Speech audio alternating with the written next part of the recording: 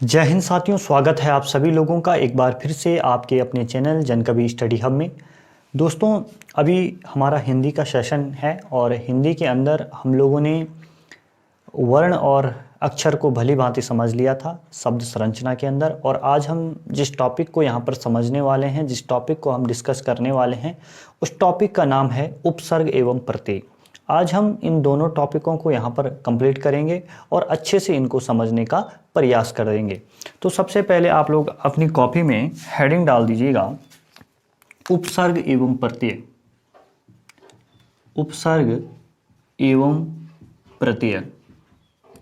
अब देखिए हम यहाँ पर क्या करेंगे कि हम लोग उपसर्ग और प्रत्यय दोनों को यहाँ पर साथ साथ पढ़ेंगे। ठीक है, एक साइड हम लोग क्या करेंगे, हेडिंग डालेंगे उपसर्ग और एक साइड हम हेडिंग डालेंगे आपका प्रत्यय।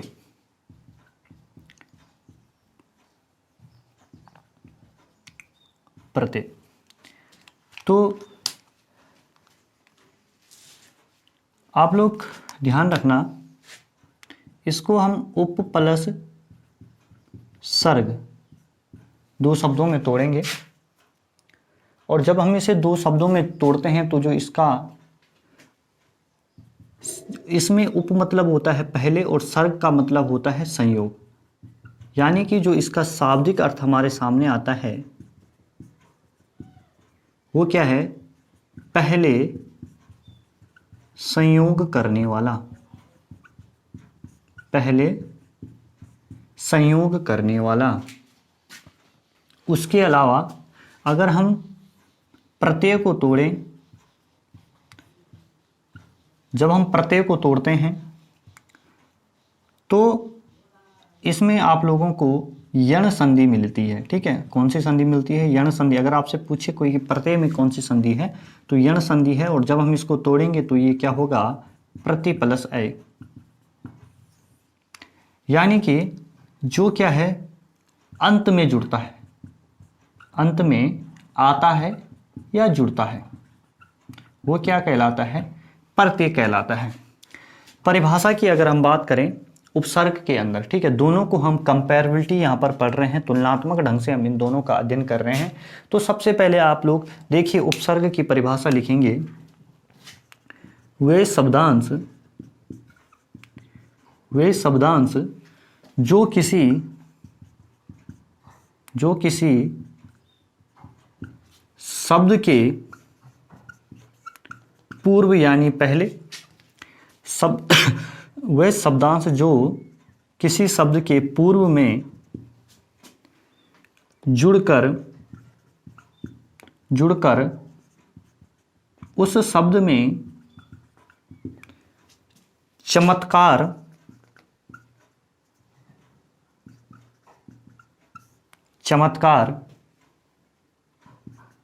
पैदा करे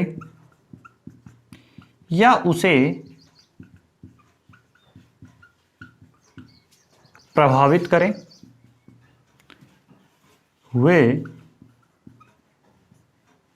वे उपसर्ग कहलाते हैं। वे क्या कहलाते हैं, उपसर्ग कहलाते हैं। परिभाषा अगर आपसे पूछी जाती है उपसर्ग की कि उपसर्ग की परिभाषा क्या होती है, आपको क्या बताना है, वे शब्दांश जो किसी शब्द के पूर्व में जुड़कर उस शब्द में चमत्कार पैदा करे या उसे प्रभावित करे, वे उपसर्ग कहलाते हैं। क्लियर है? अब आप लोग इधर आइए, अब हम लिखते हैं यहाँ पर किसकी परिभाषा, प्रत्यय की परिभाषा। वे शब्दांश जो किसी शब्द के अंत में जुड़कर उसके अर्थ को प्रभावित करते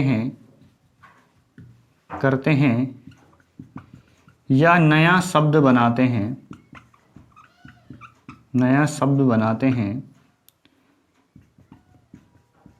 प्रत्यय कहलाते हैं। इसके आगे हम तब देखेंगे जब हम इस जो हमने यहाँ पर लिखा है इसको पूरा सा थोड़ा समझ लेते हैं। देखिए हम लोग क्या कर रहे हैं, आपके एग्जाम के लिए आपके सामने टॉपिक दिए गए हैं उपसर्ग और प्रत्यय, दोनों को हम यहाँ पर एक साथ पढ़ रहे हैं, तुलनात्मक ढंग से हम दोनों का अध्ययन कर रहे हैं। अगर आपसे पूछा जाता है कि उपसर्ग किससे क्या है, तो आपको ध्यान रखना है उपसर्ग दो शब्दों से मिलकर बना है, उप प्लस सर्ग, ठीक है, जिसमें सर्ग उप मतलब होता है पहले और संयोग का मतलब होता है, सर्ग का मतलब होता है संयोग। यानी कि अगर हम इस उपसर्ग के शाब्दिक अर्थ की बात करें तो इसका अर्थ हमारे सामने आता है पहले संयोग करने वाला।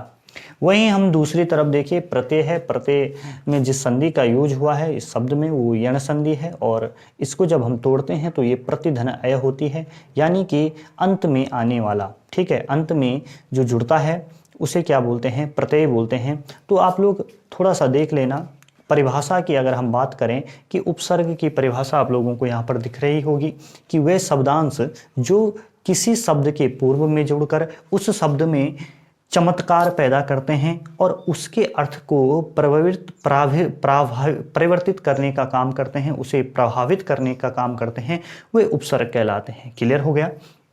उसके बाद प्रत्यय में आप लोग देखिए कि प्रत्यय की परिभाषा क्या है, वे शब्दांश जो किसी शब्द के अंत में जुड़कर या अंत में लगकर उसके अर्थ को क्या करते हैं, प्रभावित करते हैं, उसके अर्थ को परिवर्तित करते हैं, या और फिर क्या बनाते हैं, नए शब्द का निर्माण करते हैं, तो प्रत्यय वो कहलाते हैं। तो देखिए आप लोग ध्यान रखना कि नया शब्दों का निर्माण जो होता है वो संधि से भी होता है, उपसर्ग से भी होता है, प्रत्यय से भी होता है, और आपको पता है कि नए शब्दों का निर्माण समास से भी होता है।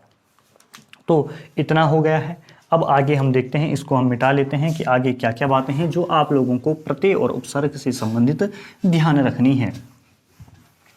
दोस्तों आप बिल्कुल अच्छे से अपनी तैयारी को ऐसे ही जारी रखें, ठीक है। और अब मैं आप लोगों के लिए जल्द ही जीएस के वीडियोस भी लेकर आऊँगा। मैंने आप लोगों को एक प्लेलिस्ट शेयर की हुई है, ठीक है, जिस प्लेलिस्ट के अंदर मैंने 2 साल पहले का बहुत डीप ढंग से सिंधु घाटी की सभ्यता से लेकर और आपके वैदिक काल तक बहुत सारी जानकारियाँ आप लोगों तक पहुँचाई है, और उन क्लासेस को आप जो लोग ज़रूर देखना, वहाँ से आप लोगों के जो एग्ज़ाम में बहुत सारे प्रश्न देखने को मिलेंगे, ठीक है। जो भी हिस्ट्री से आएगा, तो एनिसेंट हिस्ट्री के 11 वीडियोस मैंने अपलोड किए हुए हैं इस चैनल के ऊपर, तो आज मैंने आप लोगों के बीच शेयर भी कर लिए हैं वो, उस प्लेलिस्ट को आप खोलिए, उनको देखिए, ज़रूर आपकी हेल्प होगी। चलिए दोस्तों अब हम बात करते हैं आगे की। तो अब आपको ध्यान रखना कि ये क्या होते हैं, जो उपसर्ग होते हैं ये शब्दांश होते हैं। क्या होते हैं, शब्दांश होते हैं, ठीक है।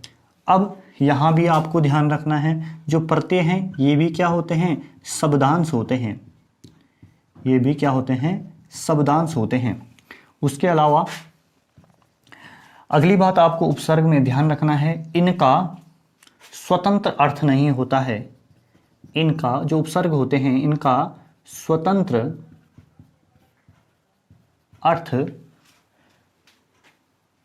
नहीं होता है। सेम सी बात आप लोगों को प्रत्यय में भी ध्यान रखनी है, इनका भी स्वतंत्र अर्थ नहीं होता है। उसके बाद इनका भाषा में स्वतंत्र प्रयोग नहीं होता है। इनका भाषा में स्वतंत्र प्रयोग नहीं होता है। अगली बात आपको ध्यान रखनी है, इसमें भी प्रत्यय में भी इनका भी भाषा में स्वतंत्र प्रयोग नहीं होता है। इनका भी भाषा में स्वतंत्र प्रयोग नहीं होता है। अगला पॉइंट आप लिखोगे, ये शब्द के एक एक चीज बता रहा हूं दोस्तों मैं आप लोगों को, बिल्कुल नोट करना आप लोग। ये शब्द के पूर्व में जुड़कर अपना अर्थ देते हैं। और आप लोगों को पढ़ते में ध्यान रखनी है, ये किसी शब्द के बाद में जुड़कर अपना अर्थ देते हैं।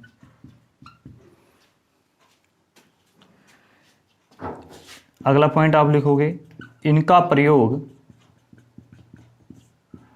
विकारी शब्दों अब देखिए विकारी शब्द क्या क्या होता है।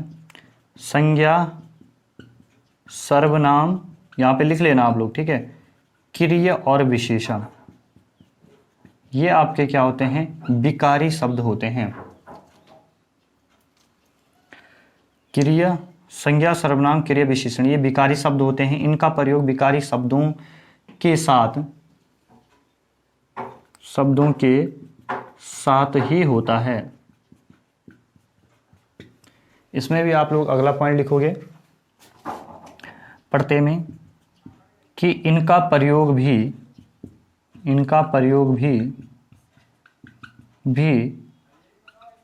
केवल विकारी मैंने बताया है संज्ञा, सर्वनाम, क्रिया, विशेषण, ठीक है। इनका प्रयोग भी केवल विकारी शब्दों के साथ होता है। क्लियर है?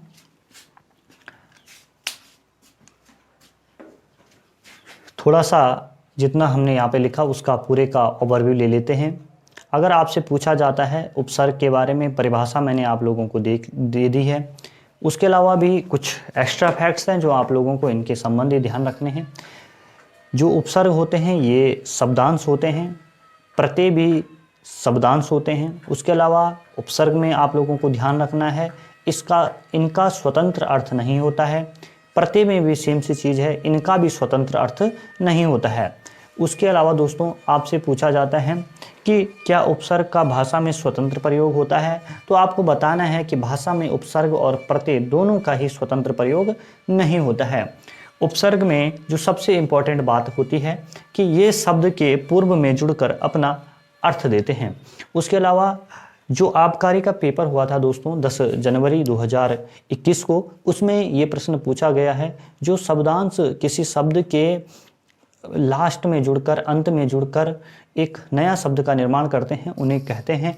तो वो क्या था, प्रत्यय था, ठीक है। तो ये डिक्टो वही लाइन है जो यहाँ पर लिखी गई है, ये किसी शब्द के बाद में जुड़कर अपना अर्थ देते हैं। उसके अलावा इनका प्रयोग, जो उपसर्ग है दोस्तों, इनका प्रयोग विकारी शब्दों के साथ ही किया जाता है, ठीक है। विकारी शब्द क्या क्या होते हैं, जिन विकारी और अविकारी में थोड़ा सा आप लोग ध्यान रखना है, जिन पर लिंग वचन कारक चिन्हों का क्या पड़ता है, प्रभाव पड़ता है, उन्हें क्या बोलते हैं, विकारी शब्द बोलते हैं। और जिन पर क्या है, आपके कारक, लिंग वचन कारक का क्या नहीं पड़ता है, प्रभाव नहीं पड़ता है, उन्हें आप लोग अविकारी शब्द बोलते हैं। तो आप लोगों को ध्यान रखना है कि विकारी शब्द कौन कौन से होते हैं, जितने भी संज्ञा से जुड़े हुए शब्द होते हैं, सर्वनाम के जो शब्द होते हैं, क्रिया और विशेषण के अंदर जो चीज़ें आती हैं, वो सारे के सारे विकारी शब्द होते हैं। उसके अलावा आप लोग देखिए जरा सा कि जो ये इनका प्रयोग भी केवल, ठीक है, जो प्रत्यय हैं इनका प्रयोग भी केवल विकारी शब्दों के साथ होता है। मैं थोड़ा सा साइड हट जाता हूं और इतने में आप लोग अपना जो स्क्रीनशॉट है वो ले सकते हैं और बाद में इसको आराम से राइट डाउन कर सकते हैं। चलिए दोस्तों आगे चलते हैं। आगे क्या क्या बात है जो प्रत्यय और उपसर्ग से संबंधित है, उनको भी हम लोग जान लेते हैं। देखिए दोस्तों, पेपर का तो यही है कि सितंबर से पहले तो होना नहीं है और दिसंबर के बाद भी होना नहीं है। तो आप लोग देख लीजिए कि अक्टूबर, नवंबर, दिसंबर इस टाइम में आप लोगों का एग्ज़ाम होना है, जिस एग्ज़ाम के लिए आप लगातार दिन रात मेहनत कर रहे हैं। और जितना हो सकता है दोस्तों उससे ज़्यादा आप लोग मेहनत कीजिए, ठीक है। और लगातार जो वीडियोज़ अपलोड किए जा रहे हैं उनको देखते रहिए, ठीक है। आगे देखिए क्या क्या चीज़ ध्यान रखना है। इनका प्रयोग, इनका विकारी शब्दों के, ठीक है, इनका प्रयोग भी विकारी शब्दों के किया जा सकता है। उसके अलावा उपसर्ग में आप लोगों को ध्यान रखना है, इसके योग से, या आप लोग लिखिए इनके योग से संधि पद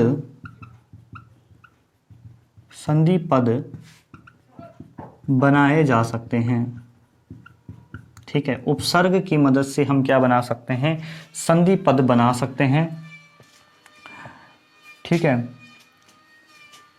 और लेकिन जो प्रत्यय है, प्रत्यय की मदद से हम संधि पद नहीं बना सकते हैं। क्लियर है? इतनी बातें आप लोगों को ध्यान रखनी है।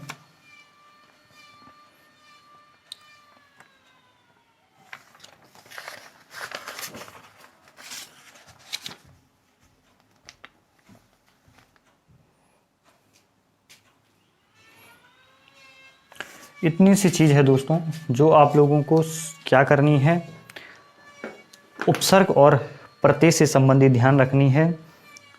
और कुछ फैक्ट हैं दोस्तों जो आप लोगों को लिखने हैं यहाँ पर। संयोग द्वारा भी उपसर्ग का योग होता है, ये बात आप लोग लिख लेना। ठीक है, उपसर्ग और प्रत्यय अवयव स्वरूप होते हैं तथा इनके योग से बने शब्द भी अवयवी स्वरूप होते हैं। ठीक है, आप लोगों को ध्यान रखनी है, उपसर्ग और प्रत्यय जो होते हैं वो क्या होते हैं, अवयव स्वरूप होते हैं। ठीक है, यानी कि जिन पर क्या होता है, लिंग वचन का कारक चिन्हों का कोई प्रभाव नहीं पड़ता है, ये क्या होते हैं, अवयव स्वरूप होते हैं तथा इनके योग से बने पद भी जो होते हैं वो कैसे होते हैं, अवयव ही होते हैं। तो अब देखिए, प्रत्यय में आप लोगों को कुछ बात लिखा रहा हूं मैं यहाँ पर जो आप लोगों को ध्यान रखनी है। यदि प्रत्यय का प्रथम वर्ण, यदि प्रत्यय का प्रथम वर्ण स्वर हो तो मूल शब्द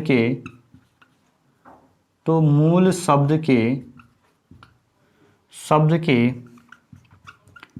अंतिम वर्ण पर मात्रा लगा दी जाती है। और यदि, दूसरा फैक्ट क्या करना है याद, यदि प्रत्यय का प्रथम वर्ण व्यंजन हो तो मूल शब्द के साथ संयोग की तरह जुड़ता है। संयोग की तरह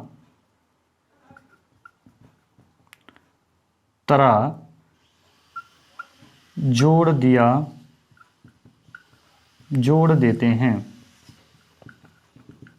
ठीक है, अगर देखिए दोस्तों, सिंपल सी एक बात है यहाँ पर। ठीक है, यदि क्या है, यदि आपका जो ये है, यदि प्रत्यय का वर्ण जो हो वो क्या हो, स्वर हो, तो ठीक है, प्रत्यय का जो पहला प्रथम वर्ण हो वो क्या हो, स्वर हो, तो क्या होता है, अंतिम वर्ण पर, मूल शब्द के अंतिम वर्ण पर क्या लगा दी जाती है, उसकी मात्रा लगा दी जाती है। ठीक है, तो आपको देखें, जैसे एग्जाम्पल देख लीजिए आप लोग, इस एग्जाम्पल से बेटर समझ जाओगे आप लोग।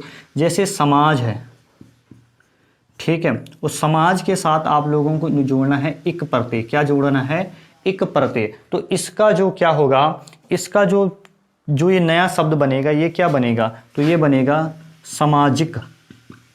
क्या बनेगा, सामाजिक। तो जो इसके अंतिम वर्ण है, इसके साथ इसकी क्या हो जाती है, मात्रा जुड़ जाती है। ठीक है, ये आप लोगों को ध्यान रखनी है। और अगर व्यंजन हो, ठीक है, जैसे दार हो, जैसे ईमान प्लस दार को जोड़ना है आप लोगों को, तो ईमानदार को कैसे जोड़ोगे आप लोग, ईमान, ठीक है, सिंपल जोड़ोगे, ईमानदार। आई होप आप लोग समझ गए होंगे। ठीक है, तो इस तरीके से आप लोगों को उपसर्ग और प्रत्यय के बारे में जानकारी प्राप्त हो गई होगी। ठीक है, ये वाला जो कॉन्सेप्ट है दोस्तों, इसको बिल्कुल ध्यान रखना है कि किस तरीके से, देखिए सामाजिक है भले, लेकिन प्रत्यय कौन सा है, इक प्रत्यय है। ठीक है, इसी तरीके के, देखिए सिंपल नहीं देगा वहाँ पे। ठीक है, ईमानदार में नहीं बोलेगा तो पता चल जाएगा आपको कौन सा दार है, लेकिन ये टर्म आप लोगों को दे देगा। ठीक है, कि सामाजिक, ठीक है, ऐतिहासिक। ठीक है, तो इस तरीके से आप लोगों को चीज़ें देखने को मिलेगी अपने एग्जाम के अंदर, तो इस टर्म को आप लोग बिल्कुल ध्यान रखना। आई होप आप लोगों को इतनी चीज़ें समझ में आ गई होगी। तो अब आप लोगों को मैं कुछ उपसर्ग यहाँ पर लिखा रहा हूँ। ठीक है, उपसर्ग लिखा रहा हूँ यहाँ पर। एक बार आप लोग क्या करिए, ये चीज़ें आप लोगों को लगता है मुझे समझ में आ गई होगी, नहीं आई होगी तो दोबारा आप लोग वीडियो देख लेना। ठीक है, तो अब मैं आप लोगों को जितने भी उपसर्ग हैं, ठीक है, उन शब्द को, उन सभी को मैं आप लोगों को यहाँ पर क्या कराने वाला हूँ। ठीक है, जो भी उपसर्ग है, क्या क्या उपसर्ग होते हैं, उन सभी को आप लोगों ने यहाँ पर लिखना है। चलिए इसको मिटा देते हैं।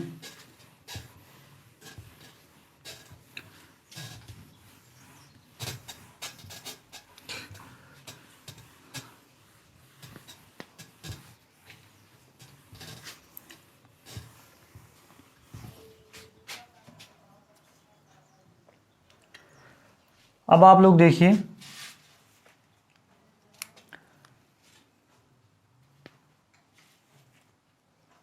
संस्कृत के उपसर्ग कौन कौन से हैं? संस्कृत के उपसर्ग, ठीक है, क्या क्या उपसर्ग है सबके नाम लिख लीजिए। अति,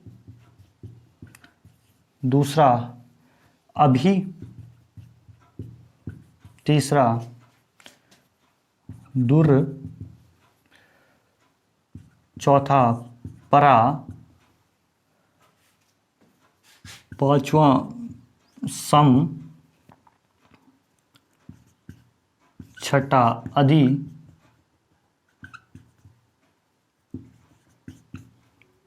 सातवां अव,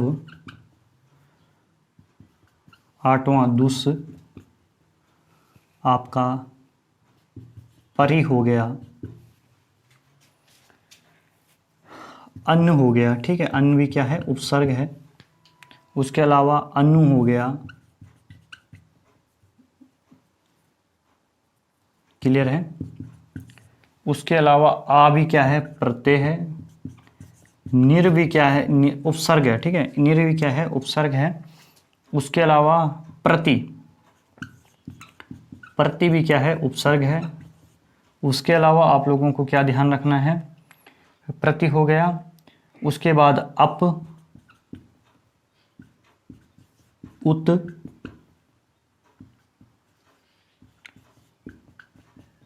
निस, वी भी क्या है,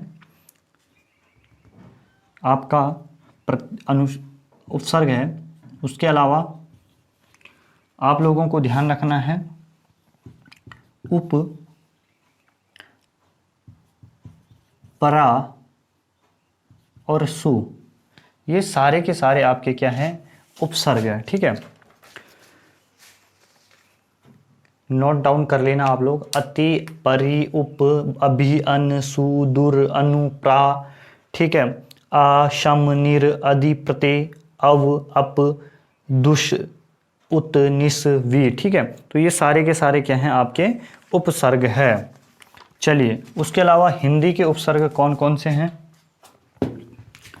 ये आपकी कहाँ पर हेल्प करेंगे, जब आप लोगों के सामने प्रश्न आएंगे तो वहाँ पर ये क्या करेंगे, आपके हेल्प करेंगे कि इसमें जो शब्द दिया होगा कि उसमें कौन सा उपसर्ग है। ठीक है, तो देखिए आप लोग, अन्न, दूसरा अध, ये हिंदी के उपसर्ग। अब ठीक है, ये नोट डाउन कर लेना, हिंदी के उपसर्ग।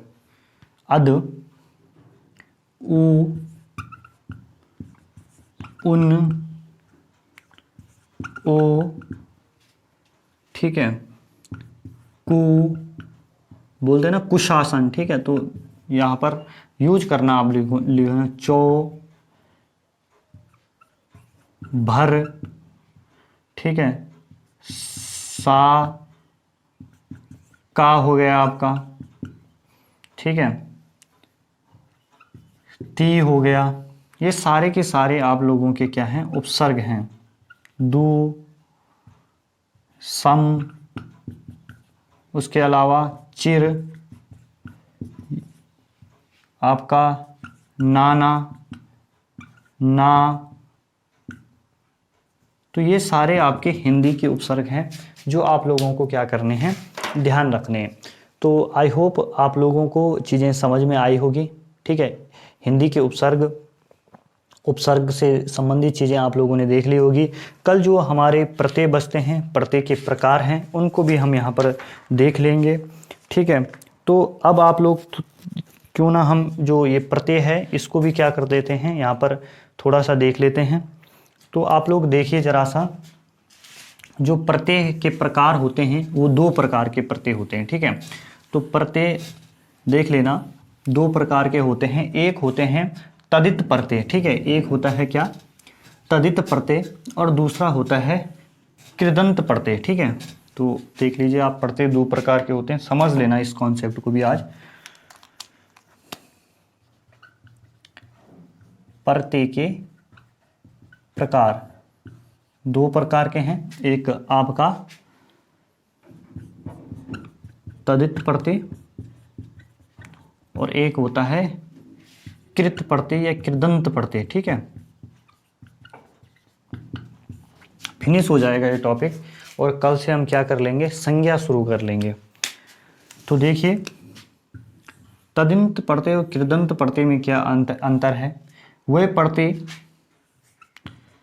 प्रत्यय जो संज्ञा, सर्वनाम और विशेषण, ठीक है, संज्ञा, सर्वनाम और विशेषण के साथ जुड़ते हैं, ये बहुत इंपॉर्टेंट चीज़ है भाई, ठीक है, जुड़ते हैं, वे क्या कहलाते हैं, तदित प्रत्यय कहलाते हैं, तदित प्रत्यय कहलाते हैं। और जो प्रत्यय क्या होते हैं दोस्तों, जो प्रत्यय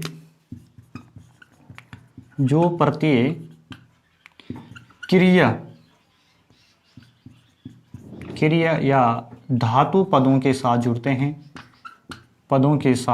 हैं, वो कृदंत प्रत्यय कहलाते हैं, कृदंत प्रत्यय कहलाते हैं। बस इतनी सी बात आप लोगों को क्या करनी है, ध्यान रखनी है, ठीक है। बस उसके अलावा आपसे पूछा जाएगा कि विशेष प्रत्यय, ठीक है, इसको मैं मिटा देता हूँ, थोड़ा सा समझ लेना आप लोग। प्रत्यय के प्रकार देखिए, तदित प्रत्यय, कृदंत प्रत्यय, ठीक है। वे प्रत्यय जो संज्ञा, सर्वनाम और विशेषण के साथ जुड़ते हैं वे क्या कहलाते हैं, तदित प्रत्यय कहलाते हैं। और कृदंत प्रत्यय कौन से होते हैं, जो की से आपको ध्यान रख सको, क्रिया, ठीक है, जो प्रत्यय क्रिया या धातु पदों के साथ जुड़ते हैं वो क्या कहलाते हैं, कृदंत प्रत्यय कहलाते हैं। उसके अलावा मैं आप लोगों को यहाँ पर कुछ विशेष प्रत्यय बता रहा हूँ, ठीक है, उनको आप लोग नोट डाउन कर लेना, जो आप लोगों को देखने को मिलते हैं बार बार, ठीक है। इसमें आप लोग साउंड से ही निकाल सकते हो, ठीक है। जैसे सामाजिक है, ठीक है, तो सामाजिक में जिक नहीं है प्रत्यय, इक है, ठीक है। कौन सा प्रत्यय है, इक प्रत्यय है। जैसे दयालु है, तो दयालु में लू नहीं है प्रत्यय, क्या है, आलू है, ठीक है। कृपालु, कृपा क्या है, लू नहीं है, आलू है, ठीक है। तो आप लोग देखिए जरा सा विशेष प्रत्यय कौन कौन से हैं। जैसे आपको आ, ई, ठीक है, ये सारे के सारे विशेष प्रत्यय हैं। इक हो गया आपका, ठीक है, इक हो गया आपका, या हो गया आपका, अयन हो गया, ठीक है, आपका आयन हो गया। ये सारे आपके क्या हैं, विशेष प्रत्यय हैं। अब मैं आप लोगों को कुछ एग्जाम्पल दे रहा हूँ, ठीक है। जैसे आप लोगों से एक शब्द दिया जाए, घबराहट, ठीक है, घबराहट, मेरे को घबराहट हो रही है, ठीक है। चिकनाहट, चिकनाहट। एक और टर्म दिया जाए, हड़बड़ाहट, ठीक है। तो इन सब में आप लोगों को प्रत्यय बताना है। तो प्रत्यय क्या होगा, ठीक है। आप कोई बोलेगा राहट होगा, कोई बोलेगा हट है साहब, ठीक है, हट है, हट है, हट है, हट नहीं है, ठीक है। सबको आप प्रोनाउंस करके देखोगे, घबराहट क्या आ रहा है, आहट, ठीक है, घबराहट, इसमें चिकनाहट, आहट, ठीक है, हड़बड़ाहट तो हड़बड़ाहट, ठीक है। तो कौन सा प्रत्यय होगा, आहट प्रत्यय है, क्या है, आहट इसमें क्या है, प्रत्यय है। वैसे ही आप लोगों को एक टर्म दिया है सामाजिक, ठीक है, देनदार, ठीक है, लेनदार। तो इन दोनों में पूछेगा तो आप लोग क्या बताओगे, क्या पढ़ते हैं, दार पढ़ते हैं, क्या है, दार क्या है, इसमें पढ़ते हैं। इसमें आपसे पूछेगा तो इसमें बहुत सारे स्टूडेंट क्या करेंगे, जिक पढ़ते हैं, जिक नहीं है पढ़ते, या का पढ़ते नहीं, पढ़ते क्या है, इक पढ़ते हैं। ये छोटी छोटी चीज़ें आप लोगों को क्या करनी है, ध्यान रखनी है कि जैसे कैसे क्या करें, आप लोगों को हेल्प हो, आप लोगों को चीज़ों को समझने में, ठीक है। तो ये था आपका तदित प्रत्यय और कृदंत प्रत्यय, अगर आपने समझ लिया तो आप लोगों को कहीं पर दिक्कत नहीं होने वाली। एक जैसे एग्जाम्पल आता है सजावट प्लस एक दूसरा है बनावट। तो इसमें आपसे पढ़ते पूछेगा तो वट नहीं है पढ़ते, आवट है, ठीक है, आवट। आप लोग देखिए कहाँ से, आप लोग इस तरीके से भी कर सकते हैं। देखिए इसकी मात्रा और इसकी मात्रा को पकड़े ना आप, आवट, आवट, ठीक है। तो ये देखिए आप कौन सा पढ़ते होगा, आवट पढ़ते होगा। आई होप आप लोगों को दोस्तों चीज़ें समझ में आई होगी, ठीक है, और अच्छे से, बिल्कुल अच्छे से आप लोग अपनी तैयारी कर रहे होंगे, ऐसी मुझे आशा है। और यहाँ पर हमारा जो ये टॉपिक है कौन सा, उपसर्ग एवं प्रत्यय वाला, ये भी क्या हो जाता है, फिनिश हो जाता है। और अब हमने जो पढ़ना है, अगला जो टॉपिक हमारा होना है वो हमारा संज्ञा का टॉपिक होना है, जो हम कल की क्लास में पढ़ेंगे। बाकी जय हो दोस्तों, मिलते हैं आप सभी लोगों से अपनी नेक्स्ट वीडियो के अंदर। आशा करता हूँ कि आप लगातार मेहनत करेंगे और अपनी मंजिल तक पहुँचेंगे।